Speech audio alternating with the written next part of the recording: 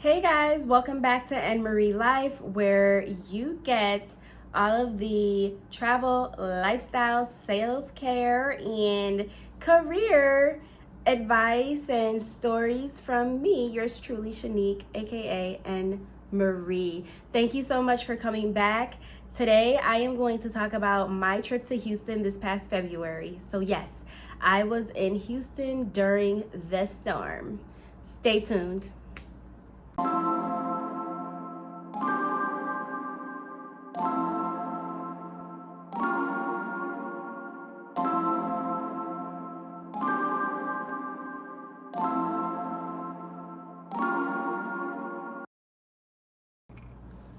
So, first, I want to talk about why I was in Houston in the first place. I really didn't want to go, but it was one of my friends' birthday, and we live in upstate New York. So, of course, by February, and of course, their birthday was Valentine's Day. So by February, it is freezing. It has been freezing for a long time. So this person really wanted to go to Texas because, they've never been. And, you know, the weather is always good in Texas, right? Isn't it? So this trip was pre-planned months in advance. We had no idea that the weather was going to be the way it was. We were pretty disappointed in that as well. But, by the time it got closer and closer to the trip, there were still no predictions of a storm to this magnitude, right? So as we got closer and closer to the trip, we saw it was going to be like 33 degrees, which is better than 0, which is better than 5, so we still figured the weather would be decent and we'll have a good time. But that's like background to actually why I was in Houston during that time. Okay, so I want to make sure I'm being clear that the first part of my trip to Houston was great. I love Houston. I will go back, not anytime soon because I got PTSD from being stuck there for an extra 4 days. But I did write some notes, so I wanted to make sure I didn't leave anything out just in case someone is watching this and wants to visit.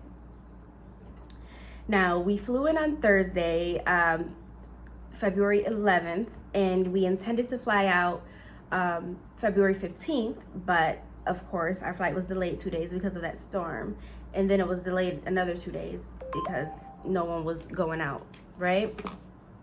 So the first part of the trip was great. I don't know if I can say that enough. It was cold, but better than upstate New York. We had great food. The first place we tried was the Melt on Wheels, and we had like a brisket melt, and it was good. It was good.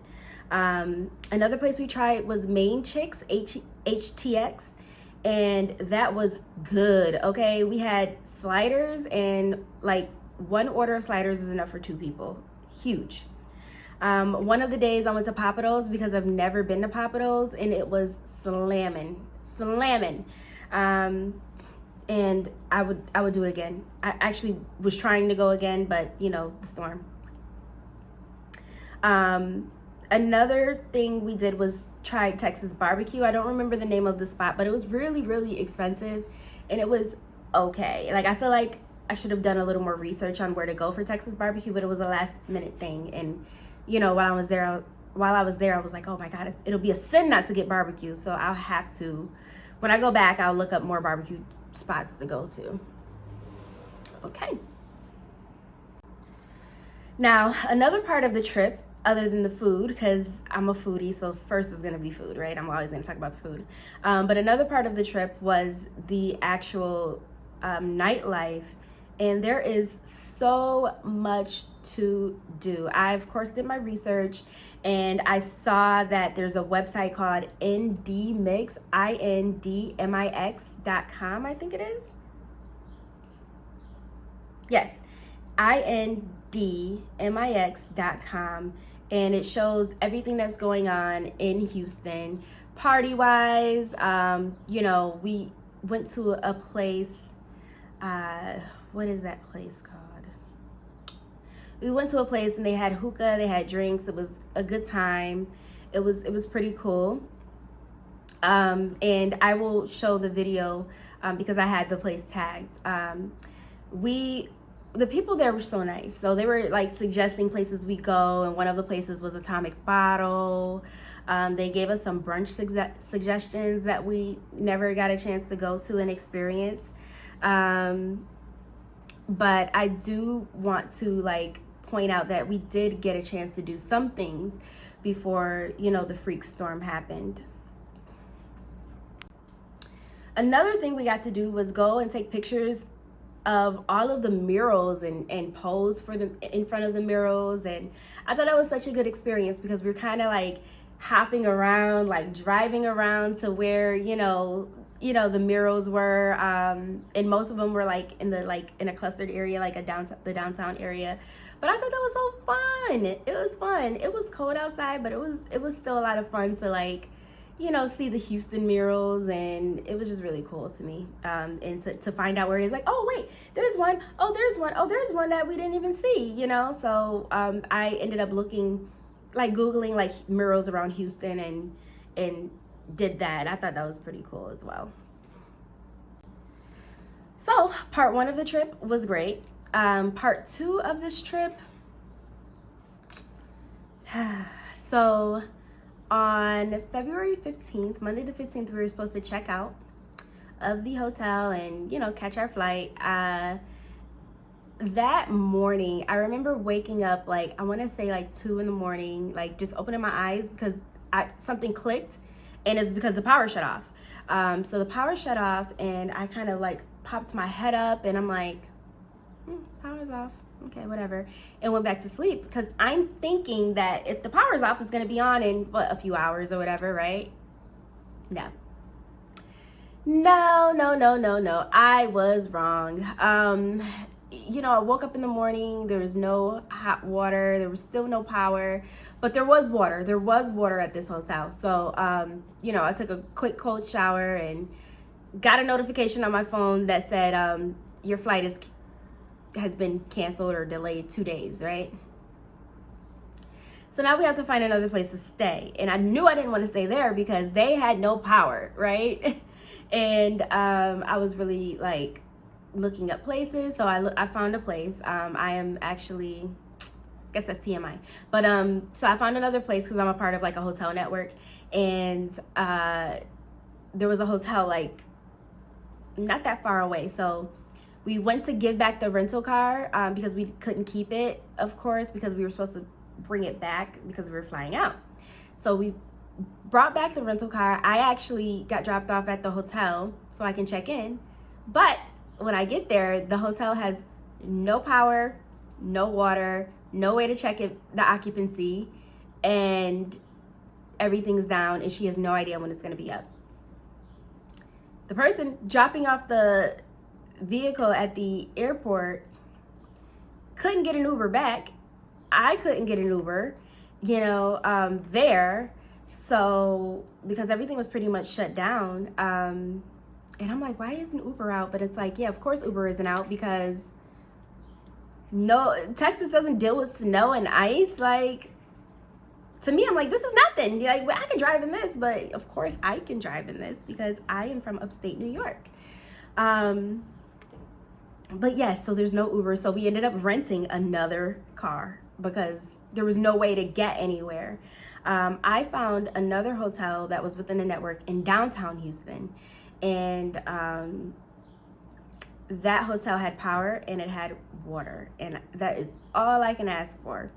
By the time we got to the other hotel, I hear the lady on the phone saying, oh, there's no more occupancy, And I'm like, oh my gosh, we got here just in enough time.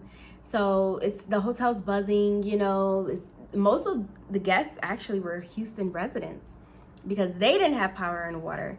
So the first time I realized how dire the situation was at that hotel, because I'm like, gosh, like there's nothing, like what is going on? Like it was craziness. And I feel so bad because it's like people had their dogs with them and stuff, and I started looking at the news and people were freezing to death. It was just horrendous. So, we were hungry by this time. There was, Snickers and Reese's and all that at the hotel that we were able to purchase, but they didn't have food. Like, they didn't have any food.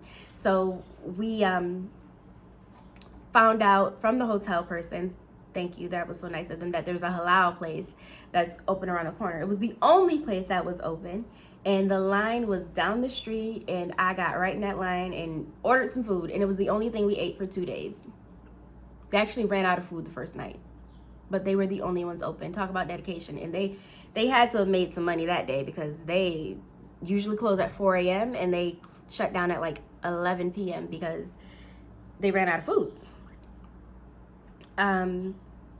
So we stayed at the hotel for 2 days, checked out when we were supposed to be at the airport, dropped off the new rental, and another below. So we get to the airport and I'm thinking, okay, we're finally gonna get out of here, right? We're here because it was like an extra 2 days. So actually it was 3 days by that time. But I'm like, okay, we're finally gonna get out of here, right? And nah. So we get to, the counter, and they're like, yeah, your flight has been canceled, but we have you on another flight for tomorrow. Like, we can change it. We'll put you on another flight for tomorrow. Now there's no hotel. There's no, like, the hotel that we were staying at, that's done. Like, somebody must have checked in or something, because there was nowhere else to stay.